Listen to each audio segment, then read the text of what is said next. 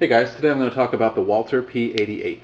This isn't one of the more rare or unusual guns in my collection, but I did notice a distinct lack of video reviews about this gun on YouTube, and it's one of my favorite shooters. It's a great gun all around in my opinion, so I thought I would just show it a little bit of love and give it some attention out there on the internet. I think a YouTube review video is a good way to do that. So, it may not be exceptionally bizarre or anything, but I still like it a lot, and I think people need to hear more about it. So, start off talking about the history a little bit first. It was designed in 1984. It was a bit of a rush job because the U.S. military was conducting their XM9 test. They were looking at replacing the Colt 1911 as a standard sidearm across all of the military branches, and all the other major players from Colt, Heckler & Koch, Beretta, Sig Sauer, they had an entry in the competition. So Walther wanted to put something in too, and they kind of slapped this together at the last minute.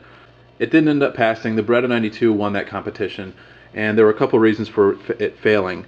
One was that they performed a drop test on the gun where they dropped it from a certain height onto a certain surface. I can't really be more specific, unfortunately. I don't know the details, but they dropped it, they did a drop test, and the rear sight just popped straight out of the gun, which it was allowed to move or be damaged, but to come straight out, that was unacceptable. So it failed that test. Another one that it failed was a little bit more severe.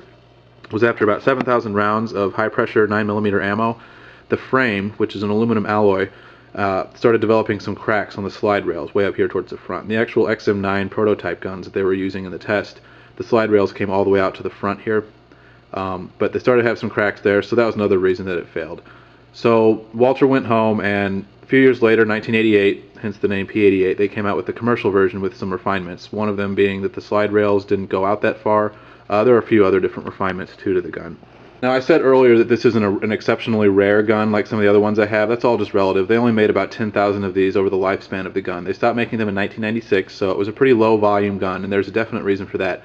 That being that it was extremely overpriced. These guns were $1,200, brand new, and that was in the early 90s. So, you know, at the time, that was just an absurd price for what to most people just seemed like another 9mm wonder pistol.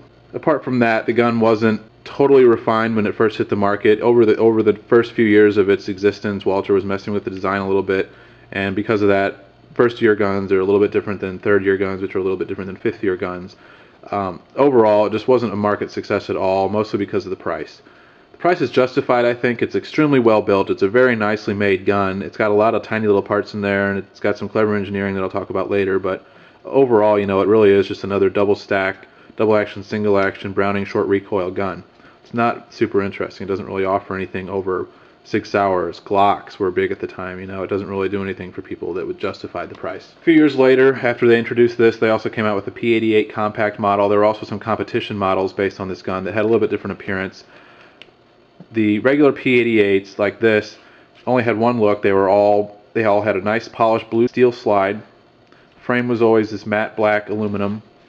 Always had these black plastic grips. Some of the competition ones had wood grips and everything. And I would love to get some nil wood grips for this thing. I think it would look pretty sweet on here.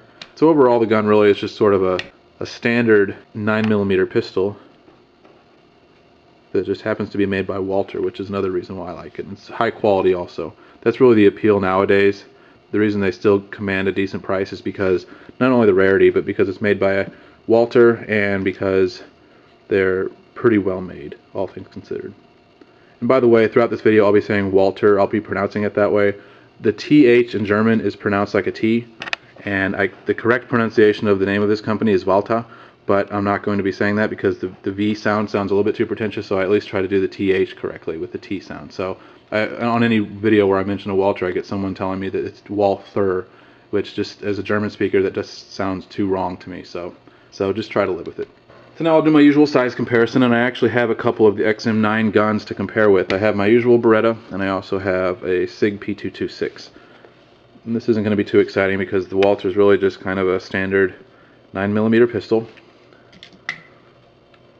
So there it is versus this arch nemesis, the Beretta 92.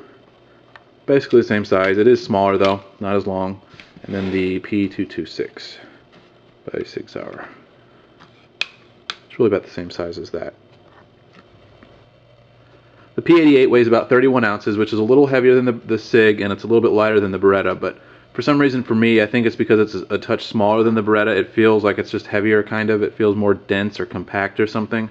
And part of that might be because of the way the grip feels my hand. It just feels better in my hand, which Speaking of the grips, I'll get into that because that's a major issue with this gun for a lot of people. They say that the grip is too huge for them, too fat. They say you need to have Paul Bunyan hands to work the controls and everything. Personally, for me, my hands aren't humongous, and I think it feels great in the hand. But I'll show you compared to the SIG, which just has the standard plastic grips on. So you can see maybe the Walther is a little bit thicker than the SIG, not by much. And then the Beretta, which is also a big gun. And I have some aftermarket wood on there, but they didn't really make it that much fatter. But so they're about the same width, the Beretta and the P88. But for me, the P88 feels great in the hand. The reason it has to be so wide like that, speaking of ergonomics and controls, is because the P88 is fully ambidextrous. You have an ambidextrous mag release, which I kind of like actually. I'll show you how that works. It's just pretty standard, but what I like about it is it kind of reminds me of the current Walther mag release, which has that paddle lever, which I like a lot, and H&K uses it also. But what I like about this mag release is that the button projects enough that you can actually use it in a similar way. That's pretty much how I use the mag release on this gun. Is I'll be shooting, and I'll just use my middle finger to push the button. Works great for me. I'm used to it from my PPS and my USP, so I like that a lot. Other ambidextrous feature is the decocker here, and it's also the slide release. So you just pull that down, and hammer drops, and same thing on this side. And this is also the slide release, so I'll cock that open and drop the slide. So both those controls are ambidextrous, and I kind of like that. And speaking of the magazines, it's kind of interesting too, going back to the XM9 trials, these are actually just Beretta magazines with a slightly different notch cut in it. These have a notch cut up here versus the Berettas, which had it down here, and that was because Walther was putting this together so quickly that they didn't have time to engineer a whole new mag system and everything, so they just used Beretta magazines with a new notch cut in them because they knew they were reliable, they knew they'd work. Magazine design is kind of intricate and complex, so they just went with Beretta mags, and you can actually, even now, you can buy cheap Beretta mags, cut this notch in the right place on the Beretta mag, and it functions fine on a P88. Other ergonomic points, the sights are just nice 3-dot sights. The early guns, I mentioned that they sort of were always in a little bit of a developmental phase. The early guns had taller sights, and also the front sight on the early guns was dovetailed in, rather than being built into the frame like on this later gun. But they're nicely visible. It's a good sight picture, I think. It's just your standard 3 dots. So overall, the ergonomics work well for me. The grips feel good for me. I don't know. Some people say that they're just too huge, but I'm not sure how that works because my hands aren't giant, and it feels great in my hands. Now, what I think the really great thing about the Walther P88 is its shootability. It's a great shooter that's extremely accurate. From the factory, it can get 1.5-inch groups at 25 yards. And personally, it's one of my best shooters as far as full frame pistols go, 9mm pistols. I shoot it better than the SIG and the Beretta. I'm not sure why exactly. Part of it's through the trigger, I think. And I'll show you that. The double action pull, it just feels a little bit smoother, I think.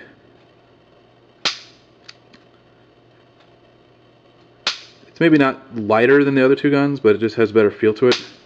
And then the single action has a little bit of take up, but not nearly as much as the Beretta and the SIG. And then it'll go.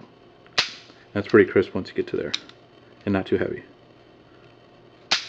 So overall, the way the grip fits my hand, it's real nice and big. It swells up and fills my hand nicely. The sights are pretty good, and the trigger is one of the best ones I've felt in a double action, single action pistol. A lot of the time, honestly, I don't tend to prefer double action, single action triggers. They just have too much take up in single action. I just prefer single action triggers overall. But as far as semi-autos go with the double action, single action trigger, this is about as good as it's going to get, I think. I really like shooting it a lot.